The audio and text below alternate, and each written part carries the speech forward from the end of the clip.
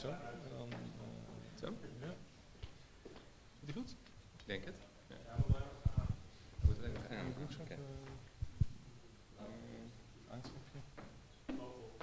Is er maar één? Om. Ja, zo. Doet hij het? Oké. Yeah, then for the other part of the sumo disco. Disco sumo. Disco, damn, again. Dancing babies, fat dancing babies again. The Tilburg University. Yeah. And with all the fuss about fake news, well, what better than to have your article written by a robot, I would say. Yeah. So when we discussed this morning, you said, well, that's old news. We've been doing that research for a couple of years already. Mm-hmm. What did you find? Was it easy to detect fake news? I didn't do that. Sander did. Yeah. I'm going to say a little bit more about that. It was relatively easy. Yeah. So no big fuss. No, it's not get rid of necessary. all the. I think so. Yeah. Okay. Cool. Well, please give a round of applause for Emiel. Okay. Yeah. So thank you very much for the invitation. I'm Emiel Krahmer from Tilburg University. I work in the same project as Suzanne. The Disco Sumo project. Actually, Sander Wubbe was originally scheduled to give this presentation, but unfortunately he broke his leg 2 weeks ago while mountain biking. So I'm taking his place. I'm going to tell you a little bit about the research that Sander did in the context of the Disco Sumo project, but I'm also taking this opportunity to tell you a little bit more about the research that we do in Tilburg on robot writers, so computer programs that automatically generate texts. And before I'm going to talk about robot writers, I first want you to meet the world's most productive human author.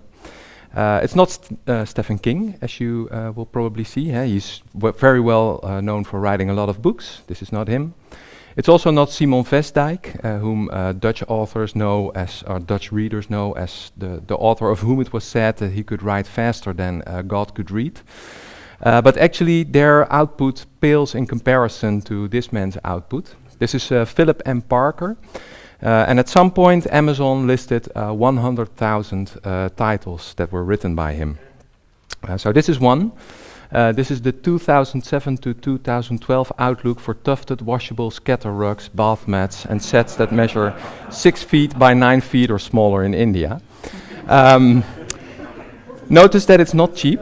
So it's $350. Second hand, it's $297, so it's not very expensive either. This one got fairly good reviews. So this reviewer called it a flawed masterpiece that should nevertheless be read by anybody that's interested in washable bath mats as a layperson or as an expert. Now, of course, Philip M. Parker didn't write all these books himself, right? He used essentially a robot writer to do that. So what is a robot writer? What is robot writing? Robot writing is a subfield of artificial intelligence, or natural language processing, if you wish. And it's dedicated to automatically converting information into a coherent natural language text. It's sometimes also known as natural language generation. And in general, it's a suite of techniques that can make big data accessible. And usually a distinction is made in 3 variants. One variant is called text-to-text generation. Essentially what Parker did is this variant. So it takes text as input and it produces a new text. There's also image-to-text generation. Here the input data comes in a visual format, and the idea is that you want to generate a text describing what's in the image or in the video. And there's also data-to-text generation, and where there the idea is that you generate a description or a narrative, let's say, on the basis of input data. So I have some examples of all of these. So image-to-text generation, people got interested in that because you all know that it's hard to search automatically through big data sets of images. And if you would have textual descriptions of these images, then it would become way easier to search for particular images. So for instance, Sadovnik et al., they developed a system that can generate descriptions of people. So it can refer, for instance, to person B there as the person whose forehead is fully visible and has eyeglasses. So it's really handy if you want to look for pictures of people whose forehead is fully visible. Then you can use their technique and it will give you all the pictures that are relevant. Of course, it also works for other kinds of things that you might want to recognize. And what's really nice about this application is that having textual information can be helpful as well. So that was shown, for instance, by Young and colleagues, and you see this picture there. And computer vision techniques can help you to see that there's a dog in there and that there's a person, but they cannot really see what is going on. And you can look in big descriptions of text, big data sets of text, what the relation is that often occurs between people and their dogs, and then you learn, as it were, that the chances are high that this is a person walking a dog. So you can use information captured in text as a kind of background to what you want to describe in the picture. Data-to-text generation is something that I've been working on for a very long time. This was a system that was developed at a period when I was working at the Technical University in Eindhoven, and we had a group of people in the late 90s that were generating sports descriptions based on data that was obtained from teletext. So you see an example there. You can see that it's really old because this was in the time that Cocu was still a player for PSV. But it took information present on teletext and it generated this kind of description, and it's like a report of the match as it took place. Now when we did that, people were not really interested, because why would you want to generate a description of a well-known soccer match when you can also find all the information on teletext? But interestingly, in recent years, a number of companies have started to explore this idea, because there are many matches that are played every weekend for which all the statistics is available, but where no journalist is present. For instance, Narrative Science is a company in the United States that used a similar kind of approach to generate reports for Little League games, so baseball games. A lot of data is collected every weekend, and they automatically generate reports for these kinds of matches. Looks a bit like this. I don't know anything about baseball, but to me this looks like a report of a baseball match. And around the same time that this started, there was also this event. Maybe you've heard about it. The Los Angeles Times. They had a robot that was tracking movements in the earth as a kind of registration of when an earthquake was taking place. And at some point in 2014, they were the first ones to report about an earthquake within 3 minutes after the event. And there was also a robot writer that generated this text automatically based on the measurements that were done. So that gave rise to this whole hype of robot journalism and robot news. And it also created a lot of new research. Because it becomes really interesting to ask, for instance, how readers, how the public, how they value texts that are generated by robots. This is something that we started with in Tilburg. At the moment we have a number of projects that are addressing this topic. We have one project which is about automating the newsroom. We have another project in which we look at the role of emotion. How can you generate emotionally laden texts about events? And we have another system in which we really build physical robots, because all the robots that I've been talking about so far are of course sort of virtual robots, but we're also working on language generation in the context of real robots. And then there's of course the Disco Sumo project that Susanne also already mentioned. I want to say a little bit about the emotional thing. So one of the things we have been doing is looking at soccer reports as they are written for websites of clubs. And you notice, for instance, that if PSV plays against Feyenoord and you go to the PSV website, you get a very different report about the same match than when you go to the Feyenoord website. So what we've been doing is we've been scraping competitions in Germany, the UK and the Netherlands. And for each game that is played in the weekend, we collect 2 reports from each of the teams. And then we analyze these reports, for instance, in terms of the positive and negative emotion words that occur in these texts.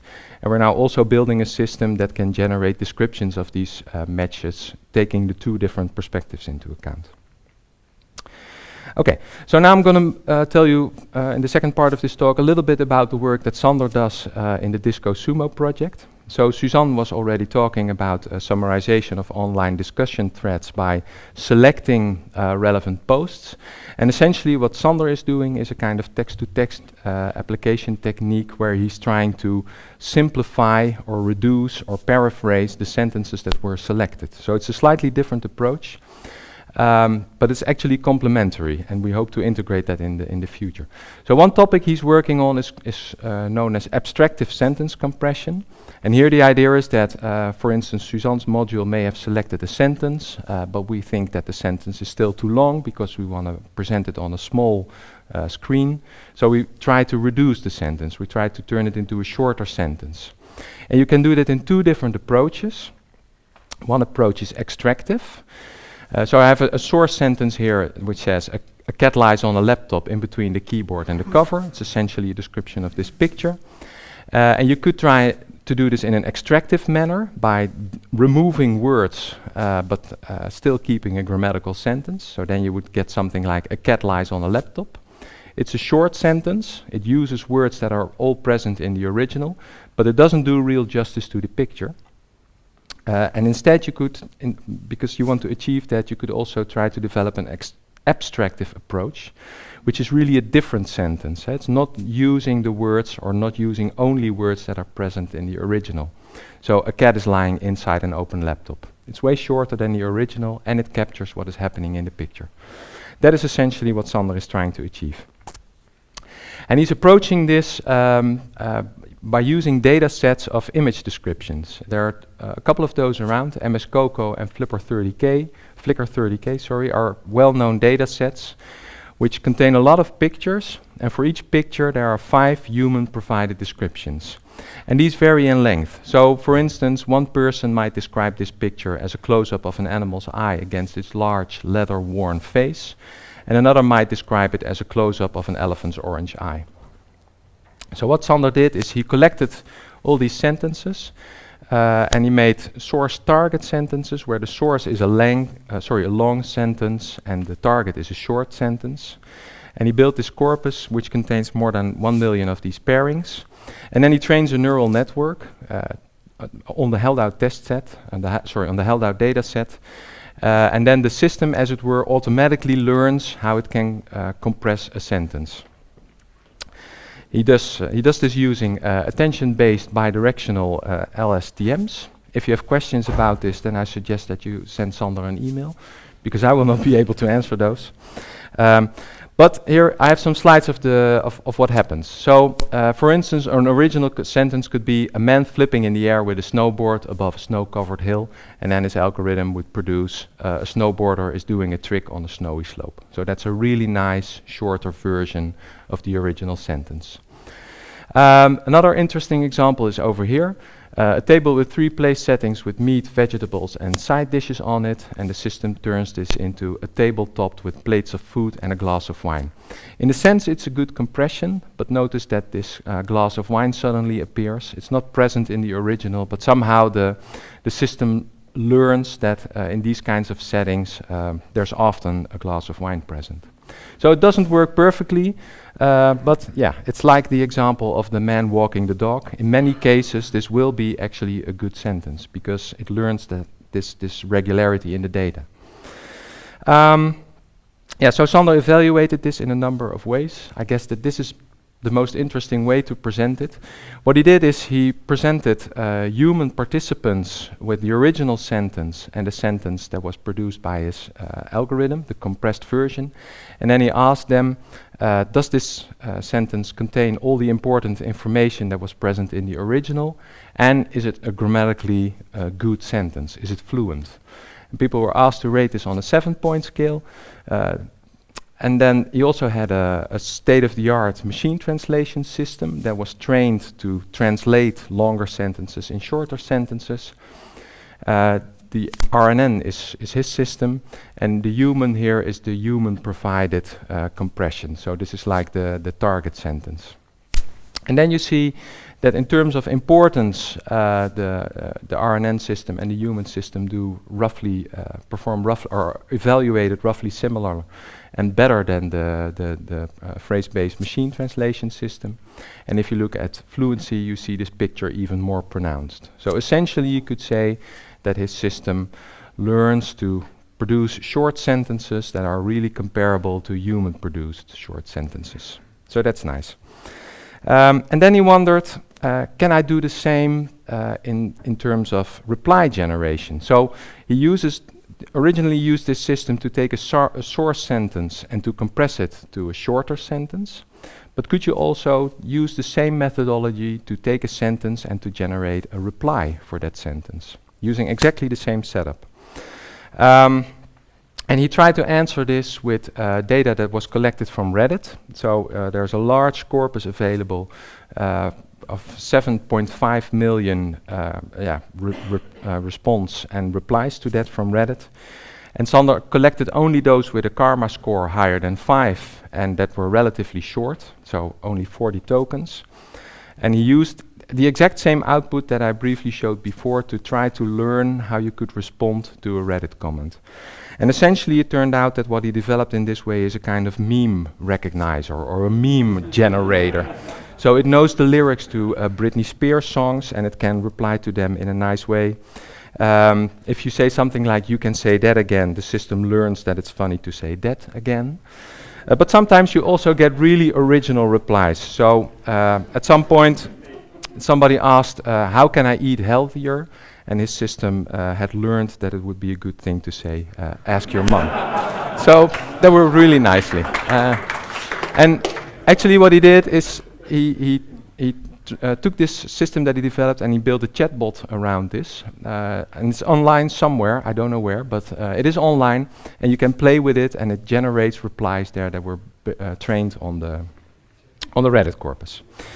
Okay, so what do we hope to do next?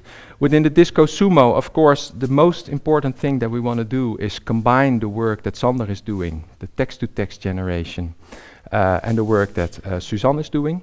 So the post-selection and then the compression of the sentences, that is something that we're definitely going to do. And we also want to apply that to new kinds of data. So far we've been mainly looking at the Viva data, but we also want to work on the Autoweek data that we will be getting and the kieskeurig data. And more in general, we want to combine, say, the classical rule-based approaches to text generation with the more statistical approaches. That's also an ongoing theme within the project. And themes that we think are really interesting are variation. So how can we make sure that these robot writers produce varied and engaging text? How can we make sure that these texts deal with emotion and affect in a nice way? And how can we personalize them? So how can we target specific audiences and generate adequate descriptions for them? That is the general thing, the general things that we will be working on in the next couple of years. So thank you.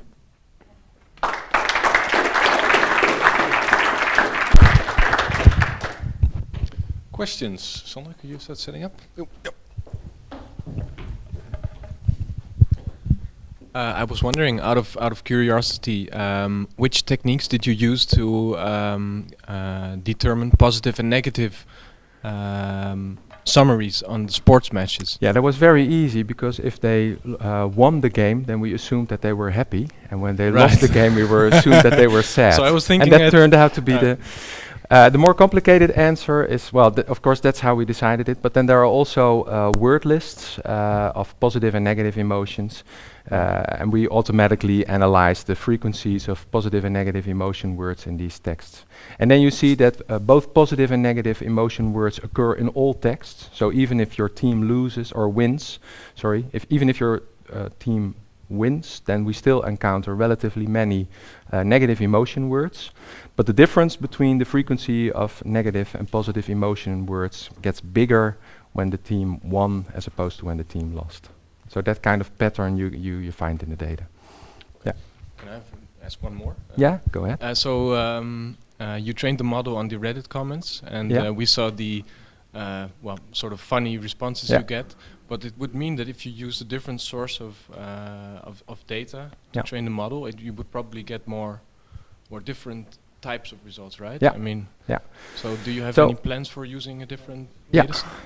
Yeah. So this kind of automatic response learning, so to speak, the underlying method is this neural network. So it will learn these patterns. So as long as you have sufficiently many pairs, it will learn the patterns that are in there.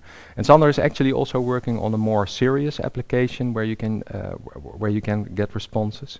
And you could imagine if you have a lot of, say, relevant questions that are being answered online, you could automatically learn how you could do that in the future. Yeah, you might use different fields also. I was thinking about medical topics maybe. You could actually the medical domain is a very important domain for us, and we're really interested in applying these texts these techniques in a health context. Yeah, absolutely. Thank you. Yeah. Another question?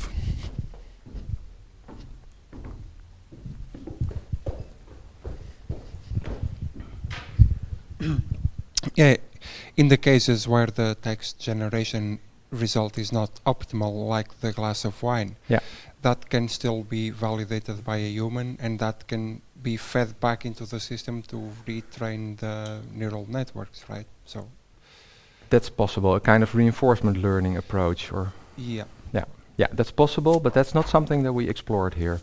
Yeah. Final question before we go to the next speaker. Okay. Thanks a lot for your story. Please give another round of applause for Emiel.